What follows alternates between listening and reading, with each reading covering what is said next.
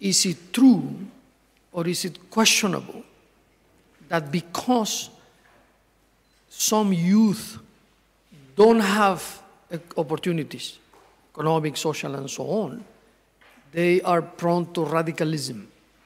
And there are two, of course, very different lines of thought. One that indeed says, yes, if you are marginalized, discriminated upon all the time, you're a second-class citizen and so on and so forth, then you are prone to hear this type of radical message.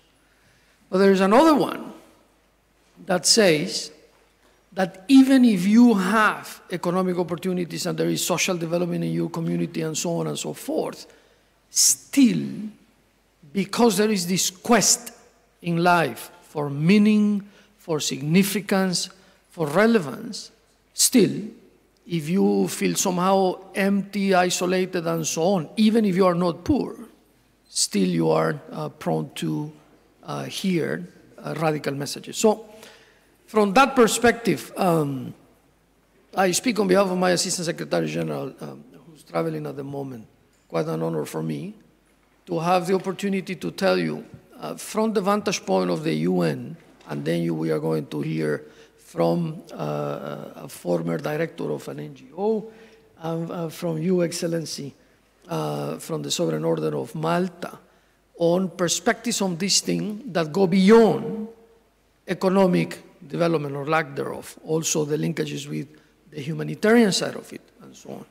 But from the perspective of the UN, let me go straight to the point and just give you one number before I quote my Secretary General. As of December, this is the first week of December when this was published, the BBC estimated that the number that the United Nations had published 2 months earlier, last year, was incorrect. We had said that 25,000 foreign fighters had joined ISIL. The BBC said that according to several sources, it was actually 27,000 foreign fighters. Those foreign fighters come mainly from North Africa, and a few, around 2,000.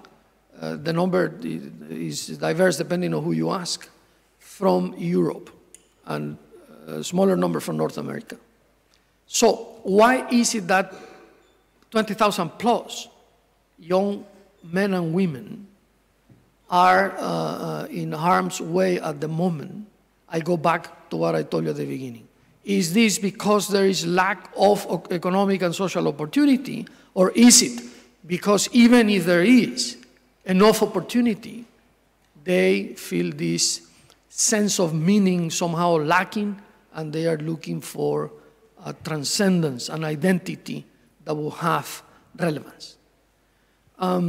These 27,000 youth, and now I'm going to quote before my Secretary General, something that the United Nations Resident Coordinator Munir Tavet in Tunisia said in reaction to an announcement same day, this is 2 months ago now, an announcement from the Tunisian Interior Ministry that said that as of June 2015, there were 2,400 Tunisians fighting with ISIL.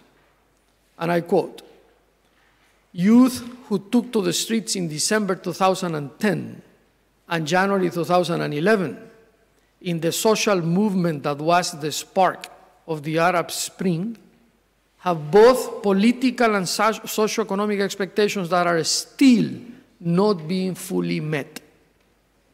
And I continue. They were in search of dignity. Rightly or wrongly, these youth felt that that contract that they had established with the new government no longer works for them and are now in search of an alternative. Then the communique continues to say that the fundamental problem is the feeling of alienation, of not belonging, and of not benefiting confront the actual social order, either economically, socially, politically, or even culturally. So, from the vantage point of the United Nations Organization, we hear and we act because the General Assembly have the mandate of guiding us, especially after the 70th General Assembly last September, especially after that the Agenda for Sustainable Development, the 2030 Agenda for Sustainable Development was adopted. Most of you know that the core part of the agenda are the Sustainable Development Goals. For us, for member states interacted with the UN and guiding us in what is to happen in the next 15 years until the year 2030, we have to have clear, very clear, crystal clear ways to move forward that should take into consideration these questions. What is it that motivates violent extremism to flourish, as never before? So, I'm going to focus just on one of those 17 goals that will be guiding us in the next 15 years. They just kick in at the beginning of January 2016, as you know. Target 1610, goal 16, target 1610. We say there that indeed we have to ensure that no one is left behind, that people should have access to be part of this process of social and economic development, and that everyone is to be involved. But from saying to doing, sometimes there is a long distance. We are still in the process, and we are in February, of adopting the indicators by May the 30th, almost 2 months from today. We will know exactly how the 17 Sustainable Development Goals, the 169 targets already adopted by the General Assembly, will be monitored. Because if we don't know how we are going to monitor social and economic development, among other things, how do we know, regardless of the motivation of youth to be radicalized, if we are doing our job? So, in the confluence, in the linkages, in the relationship between development and faith, all of this is just a long introduction for what you are going to say, Veris, because we invited Veris as the former director of World Vision International, very recently, by the way, to come and tell us what is the role of faith-based organizations in working with member states, with the UN, and so on. And further along in this panel, Your Excellency, you have this unique joke. I very much enjoy my conversation with you or your STEAM mission, of also somehow relating this thing to the humanitarian side. It will not be complete, this dialogue, this analysis, if we focus only on the development side. So, again, I had said at the beginning that I wanted to share with you some words from my Secretary General Ban Ki-moon 2 weeks ago in New York. He was presenting the new plan of action to prevent violent extremism, already covered by the previous speakers. And we thought that it was more than relevant in the commemoration with this event of the World Interfaith Harmony Week, as explained by Her Excellency, the Permanent Representative of Jordan, to go back to understand that the motivation for this plan still to be debated, still to be adopted by the General Assembly, to be discussed here in Geneva in an international event hosted by the Swiss government the first week of April. Still, we thought that it was important that we quote this. And now I go to my Secretary General's remark. And now I quote, "There is no single pathway to violent extremism, but we know that extremism flourishes when human rights are violated, political space is shrunk, aspirations for inclusion are ignored, and too many people, especially young people, lack prospects and meaning in their lives." He goes on saying, "We must break down the silos between the peace and security fields and engage them directly with sustainable development, human rights, and humanitarian actions at the national, regional, and global levels.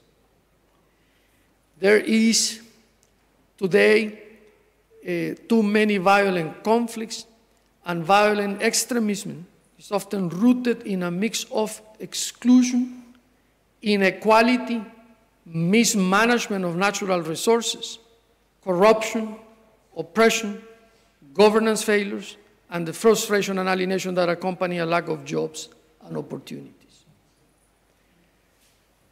I conclude this short input for analysis, and we very much look forward to hear your reactions, your comments, your questions, by telling you that at the UN, we are committed to have a holistic approach to the next 15 years. You may remember that in the previous 15 years, from 2001 till December 2015, we were following this Global Agenda for Development and the Millennium Development Goals. We did advance. We are very proud of some achievements. We are also very sad of some lack of achievements, of some things that were not accomplished. But we want to learn from that process.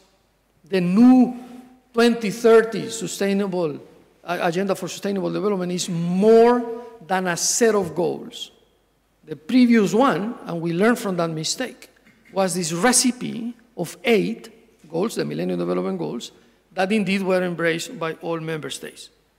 Today, we believe that we have to have it. We have to have these 17 goals, the 169 targets, the indicators that will be adopted very soon, but that is not enough. We have to have a vision. We have to have a rationale. We have to have ownership in the process. And that is exactly what we are trying to do. And within that process, and this period that just started last month, last January, we want to better understand why is it that young people get radicalized. I give you one last piece of information. It was shocking for me 2 nights ago when I was going to the impact of social media in the radicalization of youth. There are, as of November 2015, 41,000 accounts in Twitter, with each account with more than 1,200 followers. You do the math, you multiply. All of them belonging to ISIL. More than 40,000 Twitter accounts with more than 1,200 in average followers each. Do we have a problem? We believe so. What to do with it? We have to begin with this dialogue, understanding.